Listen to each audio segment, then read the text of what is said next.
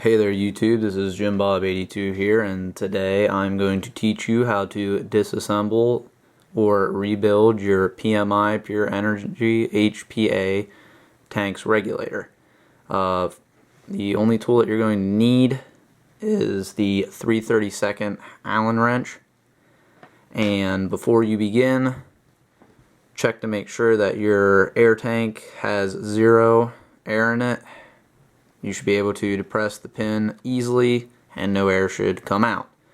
After you've checked to make sure that there's no air in your tank, there are 2 little screws on the top half of the regulator that you're going to need to take out using your Allen wrench.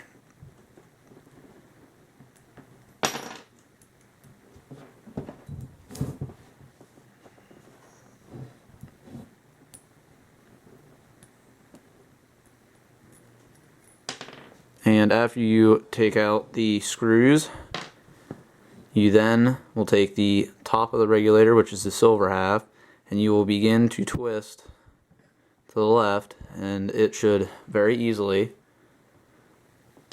begin to unscrew. Now, there is no commercial sealer used, such as Loctite, to keep the top of the reg on, because Pure Energy wanted the user to be able to service their own regulator. And once you come to the end of the threads, right around here, you will feel it want to drop off, and once it does, keep it steady and slowly pull out.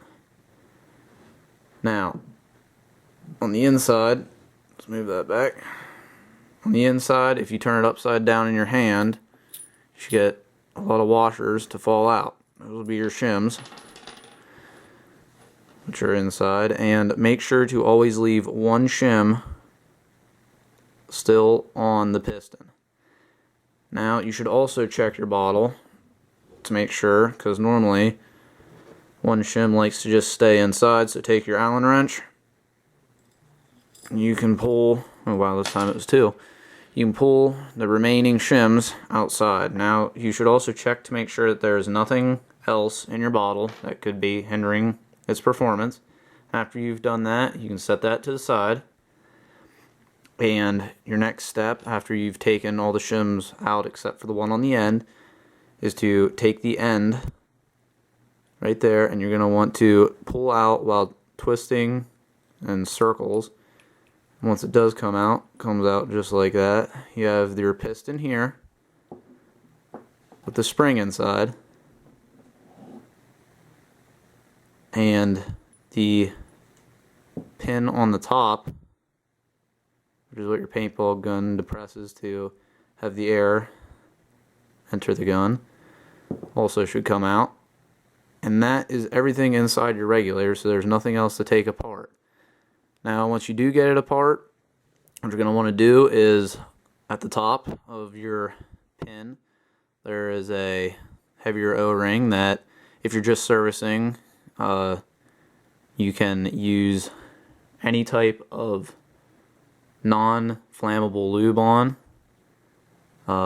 Never use any type of lube that is flammable. Do not ever get that anywhere near your fill attachment or on the inside of the bottle, as if the bottle is filled slightly fast, it will vaporize and ignite, causing your bottle to blow up, which in turn can injure you, or depending on how big the blast is, even kill you.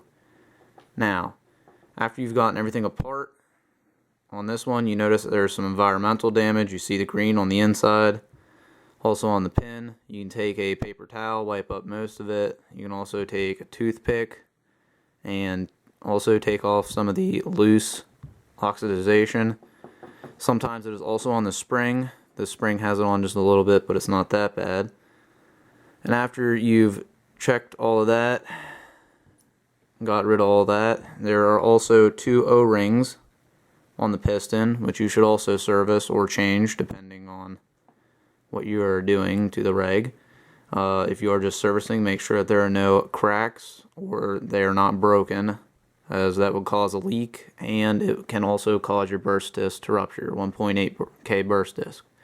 After you check to make sure everything's good, the next thing is, the reason you've left that last shim on is to restack them. That is what you want to start on. So as you can see, the shim, probably can't see it very well, but the shim is slightly, they're all slightly, I guess, like right there's a good angle where you can see where they're kind of, I guess, convex, kind of like a contact lens. And what you want to do is you want to take that and make sure that they are against each other, that you have that little space. Then the next one you want to have go together. So that's what you want to have it looking like. And you just go through with all your shims and restack. And you should also check the shims if they look cracked or if there are any broken or damaged ones. You should also rebuild them, and if you are rebuilding, you should have brand new ones. And you keep going until your stack looks just like that with all the shims on.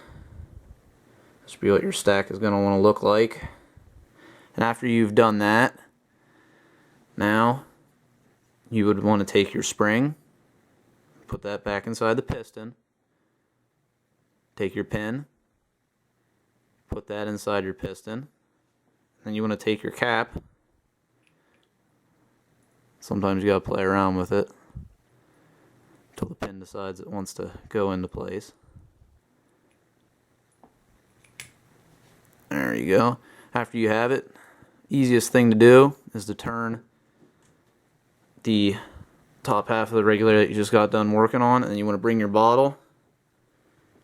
You just want to sit that right like that, and you just want to get it threaded, and you can spin it right on very easily, just like this. Once you get to the bottom where it starts to tighten up a little bit, just want to take your bottle, you want to hand tighten on, and then finally, to finish up, just reinstall the small screws using your Allen wrench, and you have successfully serviced your regulator. So hopefully this video has helped you. Hopefully in the future, if you ever have problems with it or ever need your regulator changed, which I'm hoping you never will, hopefully this helps. This gives you some knowledge, and you'll be able to do it all by yourself, and you'll also be able to show other people who might be having the problem that don't know what they're doing or don't know how to repair it. So there you are. You guys should be all set now. Thank you for watching, and check back often.